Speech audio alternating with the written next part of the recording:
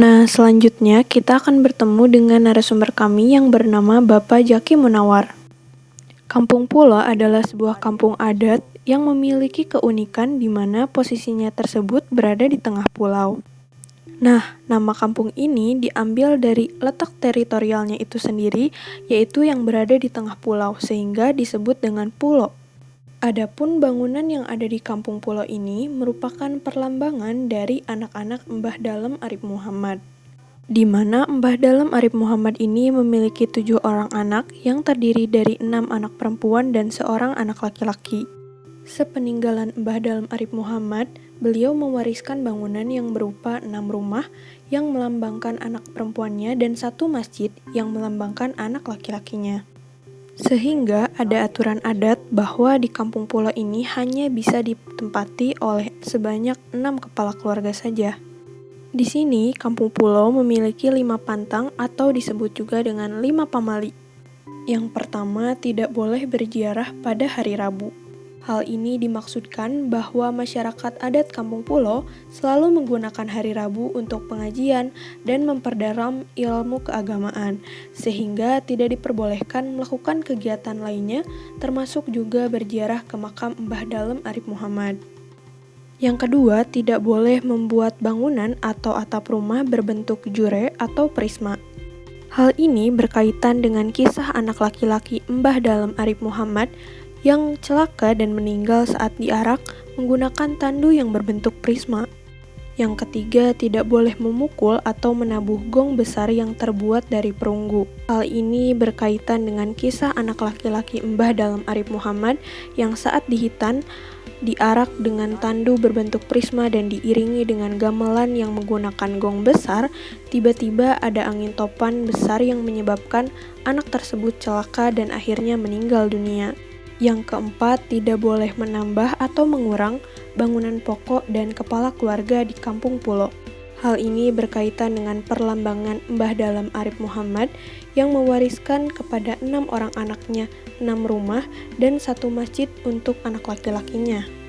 Yang kelima, tidak boleh memelihara hewan ternak besar berkaki 4.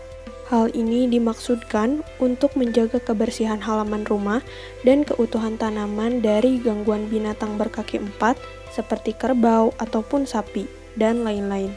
Segala adat dan tradisi tersebut hingga kini masih terjaga dengan baik bersama masyarakatnya yang masih berpegang teguh pada adat dan istiadat Kampung Pulo.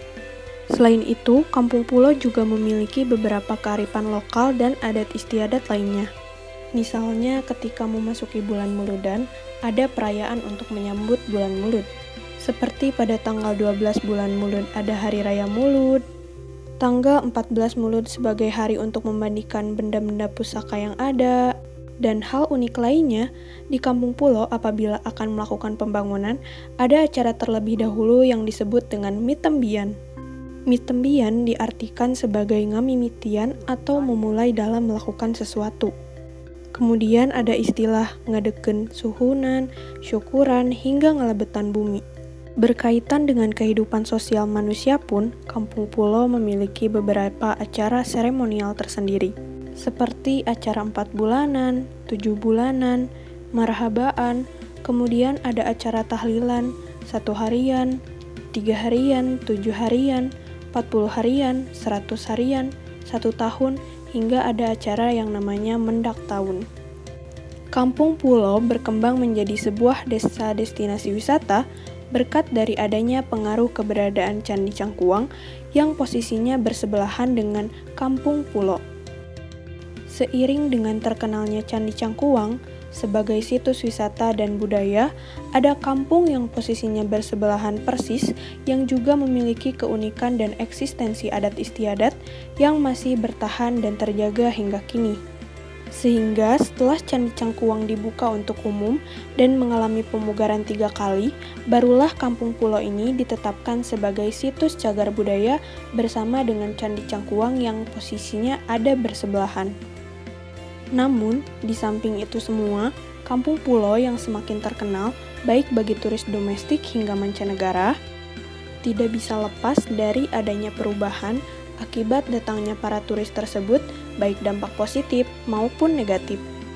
Misalnya, dari segi pendidikan, masyarakat Kampung Pulo memiliki wawasan yang lebih terbuka dan tidak primitif sebagai dampak dari pertukaran informasi yang didapat dari para turis yang datang. Datangnya para wisatawan tersebut memberikan pemahaman bagi masyarakatnya dalam mengetahui bagaimana kondisi sebenarnya di dunia luar. Interaksi yang terjalin dari para wisatawan dan penduduk asli inilah yang membuka pengetahuan baru bagi cara berkomunikasi dan juga pergaulan masyarakat Kampung Pulo. Dengan dijadikan sebagai pusat kajian dan juga cagar budaya, masyarakat Kampung Pulo menjadi tahu bagaimana hegemoni kehidupan masyarakat di luar. Namun disayangkan juga ada dampak yang mengarah pada degradasi di masyarakat Kampung Pulo, seperti sifat kegotong royongan yang semakin berkurang dan hanya berpusat pada tujuan finansial atau ekonomi. Penggunaan teknologi seperti HP juga mulai banyak digunakan, sehingga banyak generasi muda Kampung Pulo yang akhirnya memiliki pergaulan seperti anak-anak di kota. Perubahan pola berpakaian pun sedikit meluntur, dari yang tadinya tertutup menjadi lebih sedikit terbuka akibat melihat gaya berpakaian para wisatawan yang datang.